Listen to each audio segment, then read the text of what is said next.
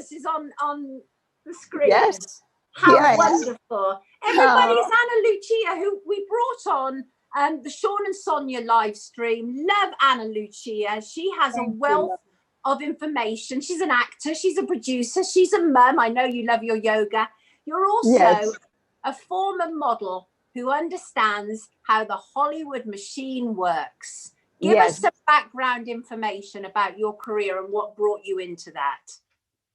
Okay, so at 18 years old, I left to Sao Paulo, Brazil, the state. I went straight into the modeling industry at a very high level, very quickly. I was working with top photographers, and quick enough, 2 years later, I had handlers and some, dramatic events that made me leave the industry very quickly.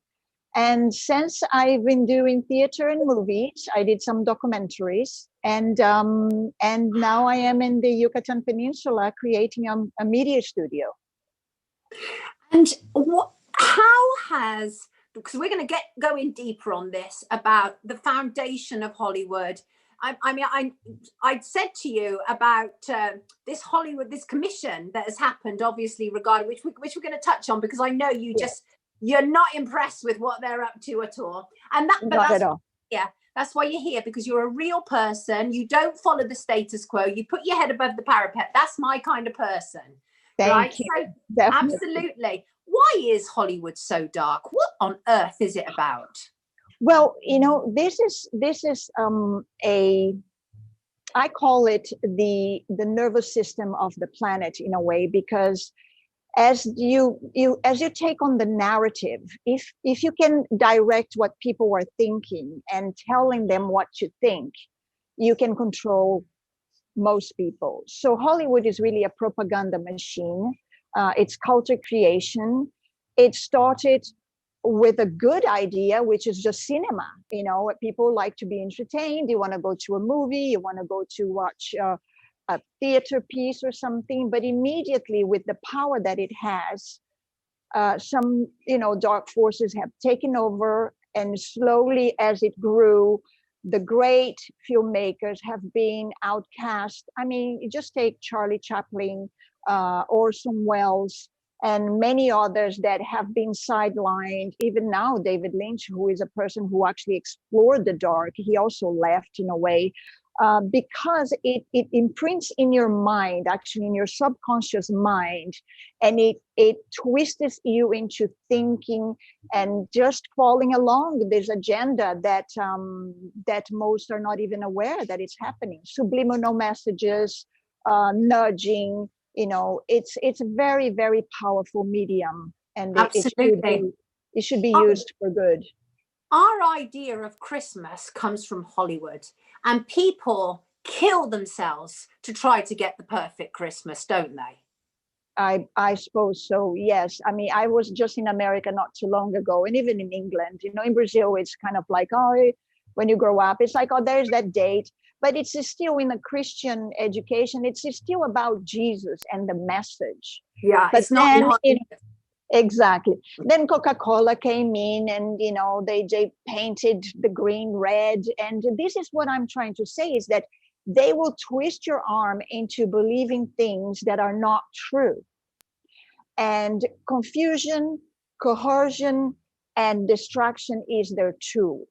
So they will tell you, look, this is a great character, we should like him. I mean, I saw a movie not too long ago called The Honest Thief.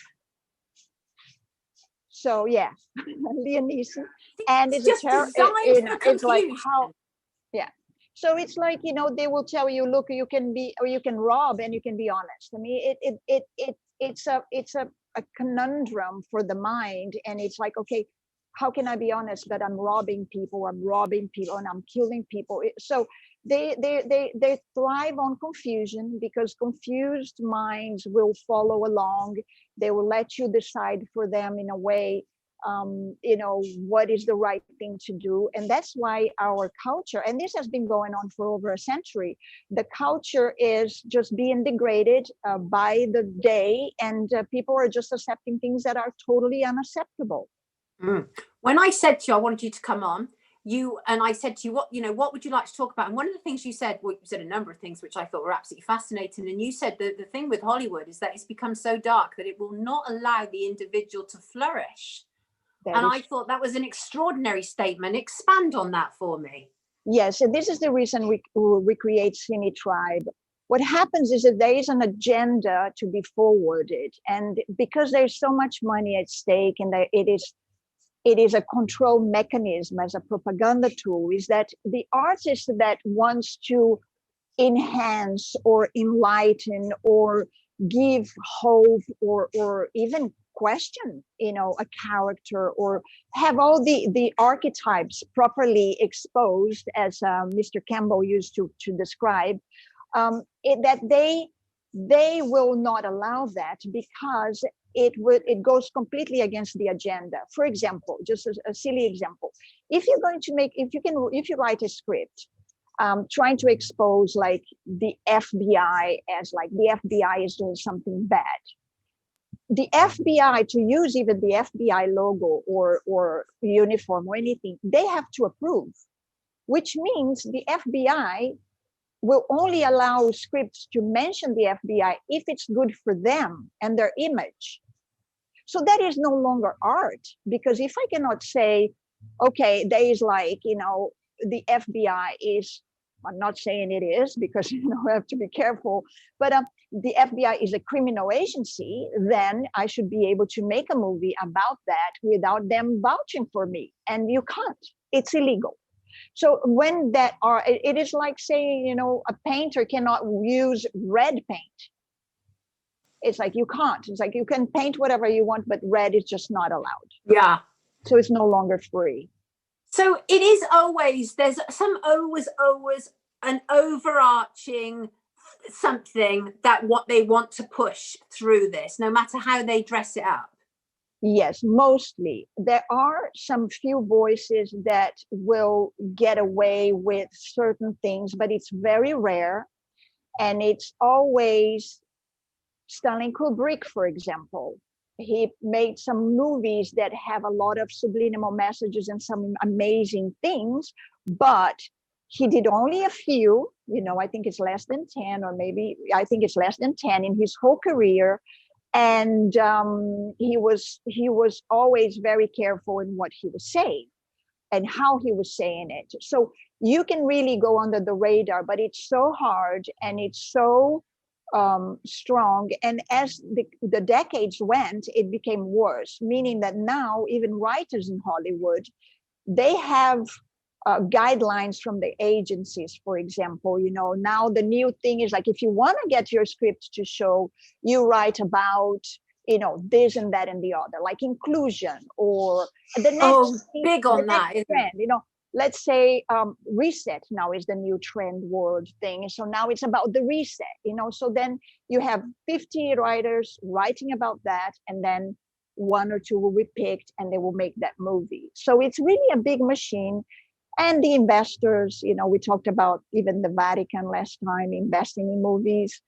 It's bizarre. It's bizarre. It's they're like, why would, certain agencies or certain think tanks or societies and groups be investing so much in movies that it's none of their business, really. No, you touched on it then, but I would like to just bring you back to it. And that is you have a huge concern about how Hollywood is informing the degradation and the breakdown of society. And I think that's worth you expanding a little more on, because that's such an important point. Yes. For example, when you have an entertainment, or you just go to the cinema and you relax, you just want to be entertained, and this, they have psychology, psychiatrists is into propaganda to actually do the story in such a way where you will be thinking one thing, but they are implanting something else. For example, like I said, I saw yesterday a movie done in 1999, which I was hoping that, oh my God, I can still see something. But again, the very, very bad, the villain at the last moments, because there is a moment where you kind of like, there's going to be a resolve, because the mind is always working into like, where do I place this? Where is the resolve? Where is the release of this, tension that I've been going through? And the villain is talking all this. The villain was killing somebody. He was actually torturing people in a medical environment. And then at the end, he sells the idea that that's for good. It's for the greater good. It's for the good of everybody, which we can talk about collectivism, because that is the enemy. The real enemy is collectivism. It kills the individual, and everything is acceptable because, in the end, everybody, whatever, So now the guy is talking, and there's a halo. Yeah. Over his head. That's so deep.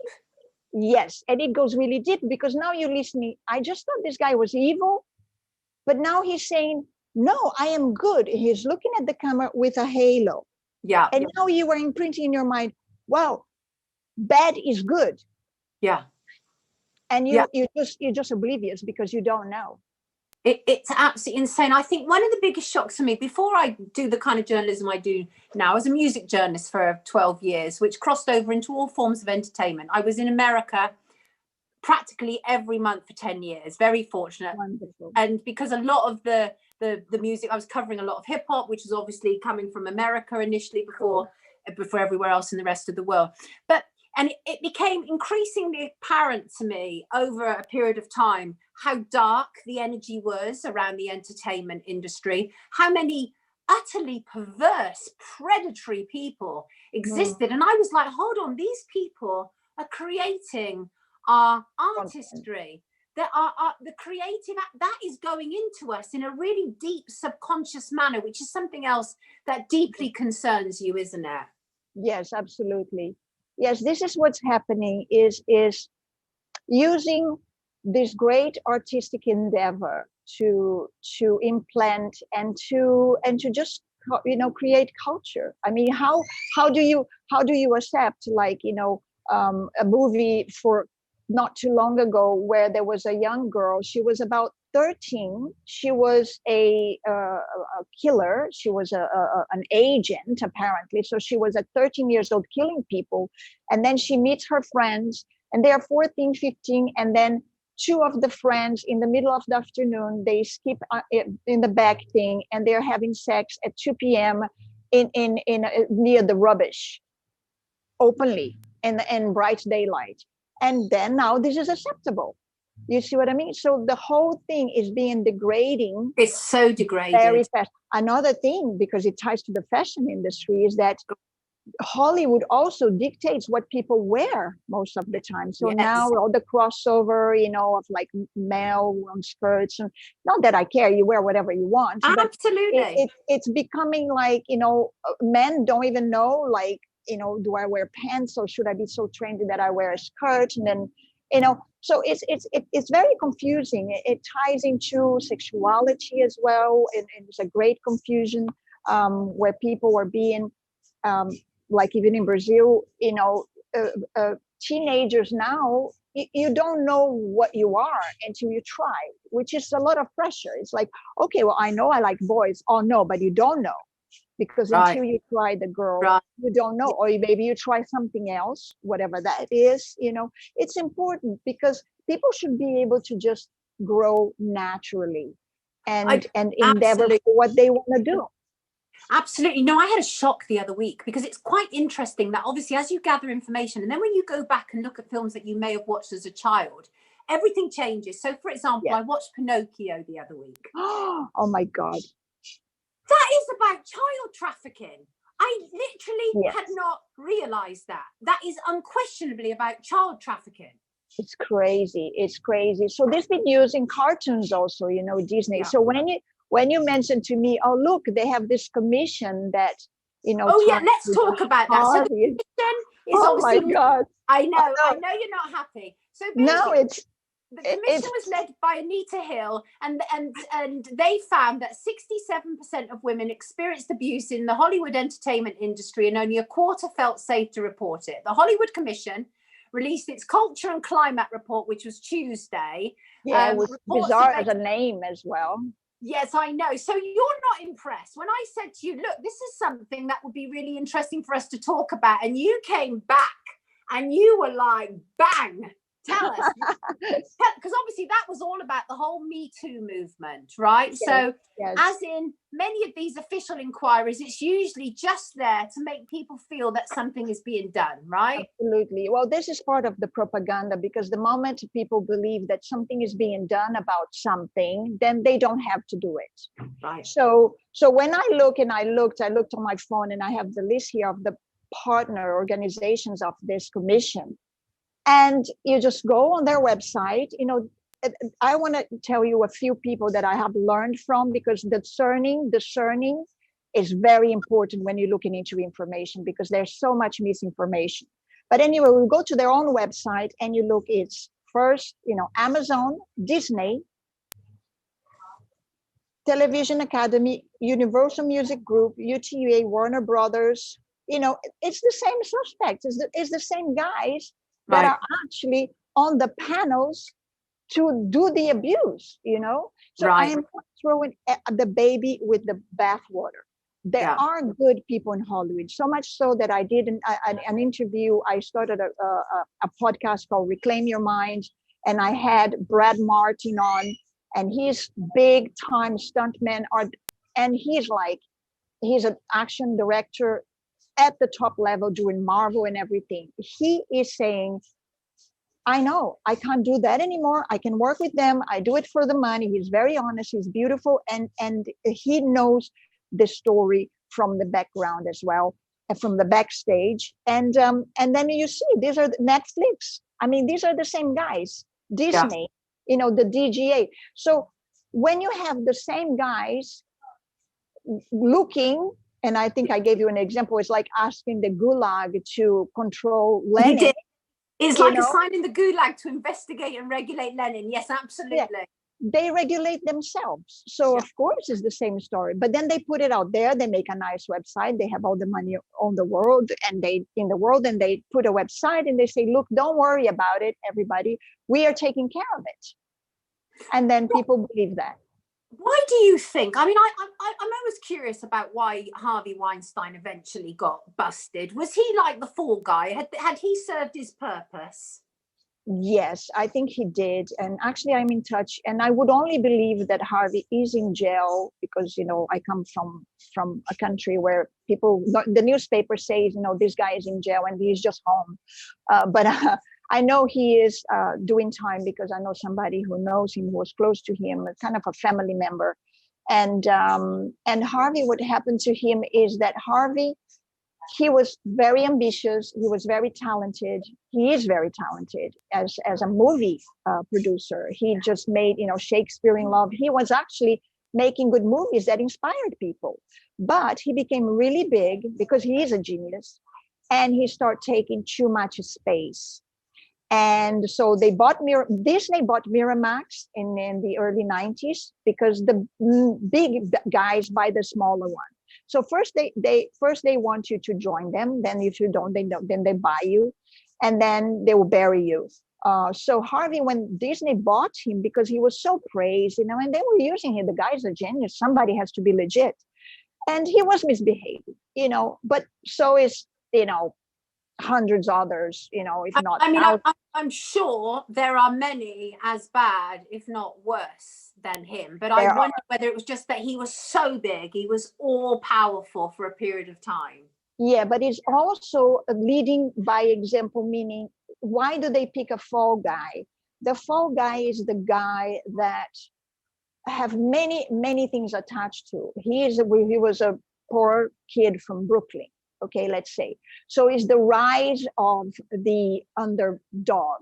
Okay, so they're not going to get an elite guy who came from bloodline. They're going to get the underdog, because that also works in the psyche of people. Okay, so first, and then this underdog guy, he was misbehaving. If it's anybody who's going to take the blame, it's going to be the underdog, the guy that made it big. And then what Harvey did that is even more upsetting for the major big guys, the huge guys, the ones to control everything, is that he sold Miramax. Disney bought it. He didn't like it. He left, and he created the Weinstein Company, who was doing as well.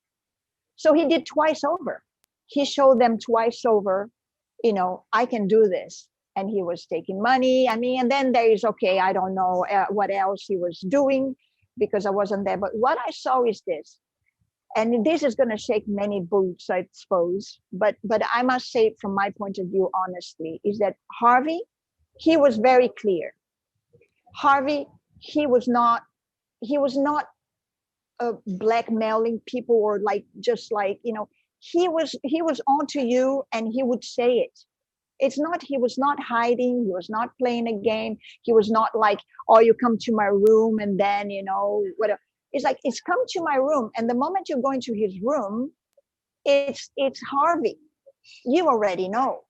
And if you are very innocent, you know, let's say a very innocent girl that doesn't know anything at 20 years old, if she goes to a room with this gentleman who's going to promise her stardom and immediately Hollywood exposure big time, yeah, she may think, okay, go into his room either in the evening or in the, you know, in the middle of the day might be a little bit fishy. You will go with someone. So I think that ties to the education as well, and the preparedness. It's like, this is a place where, you know, it has been established for a long time, and there are the guidelines, and people are doing whatever they want, and then you have to be prepared. Or if you go it's a there, disgusting system, though. It's a disgusting system if the only way that young attractive women can really succeed, well, first of all, if they're young and attractive, but that they have to make themselves available to these damn predators. That is a disgusting, abhorrent system, isn't it? I mean, just abhorrent, awful. The casting couch is horrendous, and it still exists. I think we're deluding ourselves if we think that Me Too really changed that. No, because what happens is that it's good to talk about it. It's good to expose, you know, at least one person or somebody, you know, now we can talk about it. It's wonderful. I like to say here that my heart really goes out for girls that have suffered from this, because, you know, it's unfortunate, and some didn't make it, which is very sad. But what is important to say is that when you are going into a business, and even if you're prepared, even if you're a great actress or a great singer, the moment, or boy or girl, it doesn't matter anymore, the moment that people starts to use coercion and giving you drugs and asking you for other things, you have to stand up for yourself and say no, because that's the only way we are going to stop this thing. And this is the reason why we created the Cine Tribe, is because we are creating an environment where we don't have that at all. And if there is anybody that start going off, you know, off the reservation, as they say, you know, they will be dealt with, and it's just not allowed. It's just like, it's a profession like any other. You know, if a singer, the best thing a singer do is singing, and they don't have to do anything else. Yes, it's so awful. I hate the way that creativity is subject to so much compromise these days. How can people find your work, Anna? Yes. So before I go, I wanted to tell you one thing very briefly, is that I have studied, and that's how we start to discern the messages. And so for education, how education got, because we have to send our children to school. Ed Griffin is a great character that talks about the freedom force, and he's talking about how systems work, and it's very interesting for education, exactly into the education system. John Taylor Gatto is a person that knows so much about everything in the history of education, how it has been hijacked. Not only Hollywood has been hijacked, education in parallel has been hijacked. So this is not an affair that is only me and you. This is 3-4 generations. So we need to really unplug. And Alan Watt is somebody who is in the middle of the forest in Canada, and he has it's called Cutting Through the Matrix, and he will just download on you, and you're like, whoa, wait a minute. He's brilliant. So these people are really somebody that they have no interest, they have no affiliations with any major big anything, and they will blow your head off. There's always somebody that we can rely on to take us there, right? I'm so sorry that we have to go, because we're now at 9 o'clock. But Anna, thank you so much for you, because you're just you know, you're like a download in your own right, which I love. Yes, yes. I love it. Oh, you guys can find me. You guys can find me analuciaalves.com. I created a website now with an S, analuciaalves.com, and everything from there. Wonderful. Listen, have a fantastic weekend. Do you celebrate Christmas? Yes. I'm asking everybody. Happy Christmas, Anna. Happy Christmas. Yes, I do, because, you know, the message was great, and just love one another and take care of each other. That's the best. Hallelujah. God bless you, my darling. Thank you so much for coming tonight. Take care. Brilliant weekend. Thank you. Lots of love. Wonderful. Oh, wonderful. Love it.